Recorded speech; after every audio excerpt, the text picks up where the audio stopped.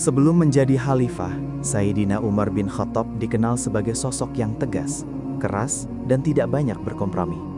Ketegasannya membuat orang segan, bahkan takut.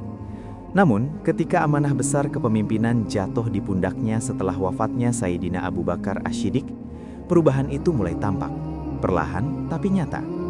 Umar yang dahulu berdiri gagah dengan suara lantang, kini justru sering terlihat menundukkan kepala, seolah beban yang ia pikul jauh lebih berat daripada jubah sederhana yang ia kenakan. Malam pertama setelah diangkat menjadi khalifah, ia hampir tidak memejamkan mata. Bukan karena kebanggaan, melainkan karena rasa takut. Takut tidak mampu berlaku adil, takut lalai terhadap hak rakyat, dan takut dimintai pertanggungjawaban di hadapan Allah kelak. Perubahan sikap itu terlihat jelas dalam caranya memandang kekuasaan. Jika sebelumnya Umar dikenal sebagai penegak hukum yang keras, kini ia menjadi pemimpin yang penuh kehati-hatian. Ia sering berkata bahwa kekuasaan bukanlah kehormatan, melainkan ujian. Setiap keputusan ia timbang dengan rasa takut kepada Allah.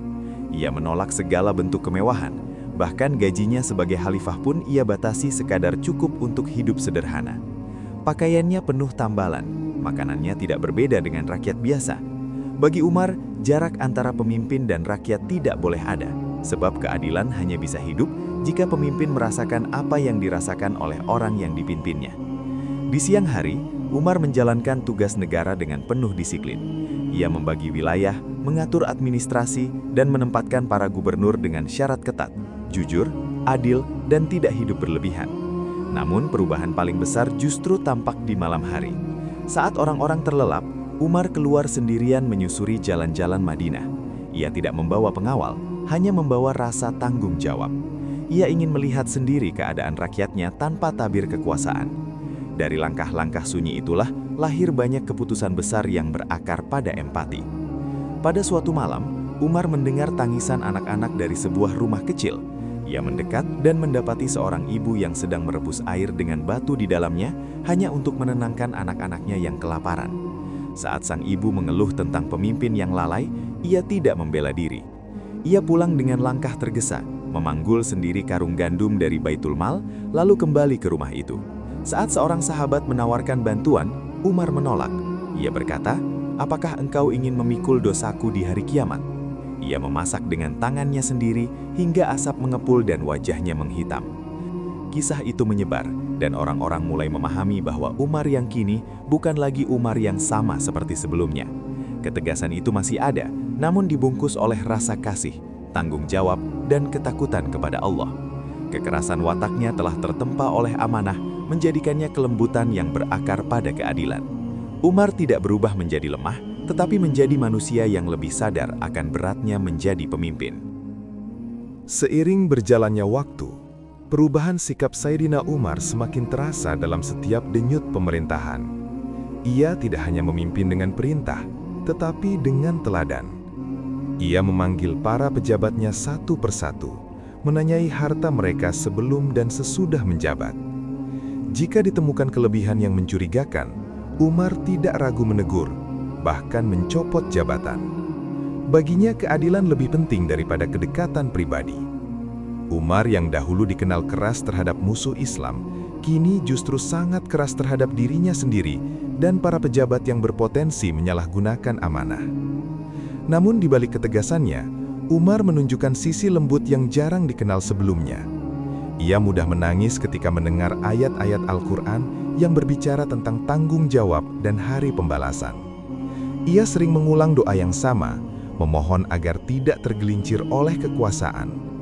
Umar sadar, satu keputusan yang keliru bisa berdampak pada ribuan, bahkan jutaan manusia.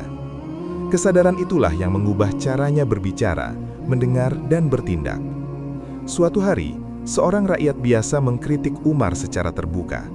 Di hadapan banyak orang, ia menegur kebijakan khalifah yang dianggap tidak adil. Orang-orang terdiam, khawatir Umar akan marah seperti dulu. Namun yang terjadi justru sebaliknya. Umar mendengarkan dengan seksama, lalu mengakui jika kritik itu benar. Ia berkata bahwa tidak ada kebaikan pada rakyat yang tidak mau menegur pemimpinnya, dan tidak ada kebaikan pada pemimpin yang menolak nasihat. Kalimat itu menjadi cermin perubahan besar dalam dirinya. dari sosok yang ditakuti menjadi pemimpin yang siap dikoreksi. Perubahan sikap Umar juga tampak dalam cara ia memperlakukan non-muslim di wilayah kekuasaannya. Ia menjamin keamanan, kebebasan beribadah, dan hak-hak mereka. Saat memasuki Baitul Maqdis, Umar datang tanpa kemegahan, menolak sholat di dalam gereja agar tidak dijadikan alasan untuk mengambil alih tempat ibadah itu di kemudian hari. Keputusan itu lahir dari hati yang telah ditempa oleh amanah, bukan dari ambisi kekuasaan. Menjelang akhir hayatnya, Umar semakin sering merenung. Ia berkata bahwa seandainya ada seekor keledai tersandung di Irak, ia takut akan ditanya mengapa tidak meratakan jalan untuknya. Kalimat itu bukan sekedar ungkapan, melainkan gambaran betapa dalam perubahan sikapnya sebagai khalifah. Dari seorang lelaki yang dikenal keras, Umar berubah menjadi simbol keadilan yang hidup dengan rasa takut kepada Allah dan cinta kepada rakyatnya. Perubahan itu bukan kelemahan, melainkan kematangan iman. Kekuasaan tidak mengangkat Umar lebih tinggi, justru membuatnya semakin rendah hati.